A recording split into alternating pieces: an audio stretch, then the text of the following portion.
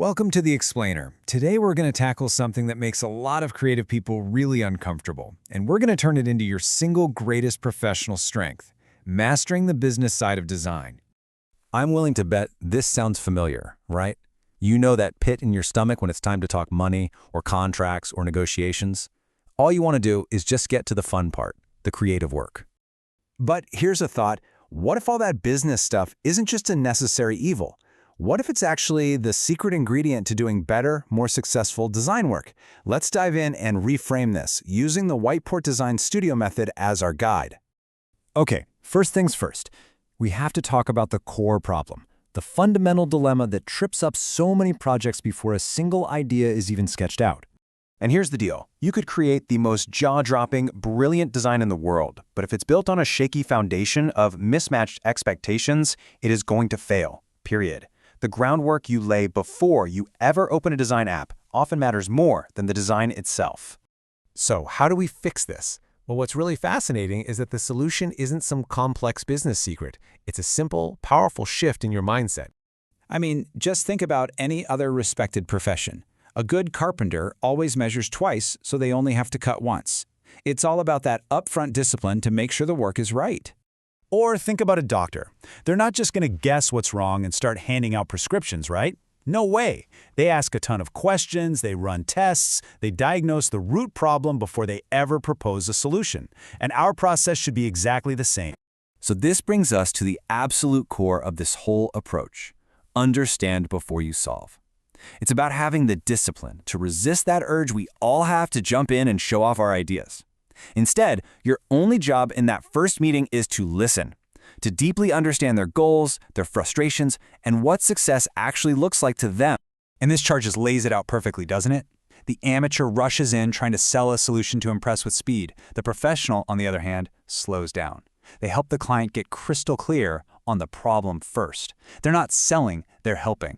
And listen, this isn't just for freelancers. It doesn't matter if you're a consultant pitching a new client, a business owner hiring a vendor, or an employee trying to get buy-in from your boss.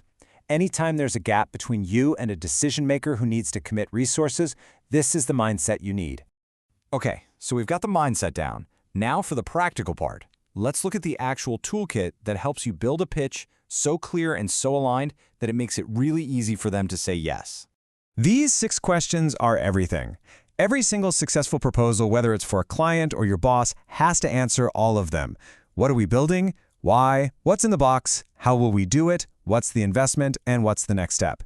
Miss even one, and you're creating doubt. And doubt is a deal killer. This is so important to remember. You have to speak their language.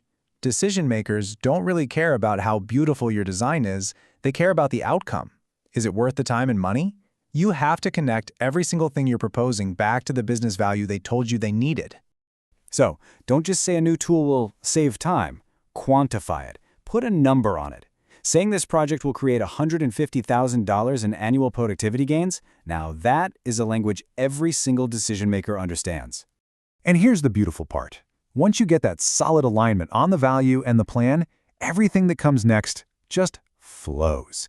It becomes this totally natural, simple progression from understanding to agreement.